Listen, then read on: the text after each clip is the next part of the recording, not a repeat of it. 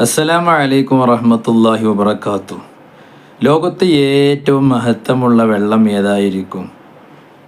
Zamzam വെള്ളം എന്നായിരിക്കും നമ്മുടെ മനസ്സിലുണ്ടാവുക.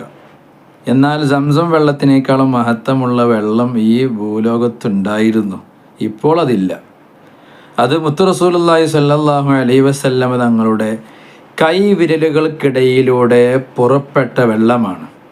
ഹുദൈബിയ സന്ധിയിൽ സ്വഹാബത്ത് റളിയല്ലാഹു അൻഹും മുത്തുനബി തങ്ങളോട് വന്നിട്ട് പറഞ്ഞു, നബിയെ, വുളു എടുക്കാൻ വെള്ളമില്ല, കുടിക്കാൻ വെള്ളമില്ല, ഒന്നിനും വെള്ളമില്ല നബിയെ. ആ സമയത്ത് മുത്ത് റസൂലുള്ളാഹി സ്വല്ലല്ലാഹു അലൈഹി വസല്ലമ തങ്ങളെ അരികിൽ ഒരു തോൽപാത്രത്തിൽ കുറച്ച് വെള്ളമുണ്ടായിരുന്നു. ആ വെള്ളമില്ലാതെ ഇല്ല. മുത്ത് റസൂലുള്ളാഹി സ്വല്ലല്ലാഹു അലൈഹി വസല്ലമ തങ്ങൾ ആ വെള്ളമുള്ള തോൽപാത്രത്തിൽ കൈവിരലുകൾ വെച്ചപ്പോൾ കൈവിരലിൻ്റെ ഇടയിൽ നിന്നും വെള്ളമങ്ങ് പുറപ്പെട്ടു. ധാരാളം വെള്ളം വന്നു. സ്വഹാബത്ത് വെള്ളം കുടിച്ചു, എല്ലാ ആവശ്യങ്ങൾക്കും വെള്ളം ഉപയോഗിച്ചു. എന്നിട്ടും വെള്ളം ബാക്കിയാണ്.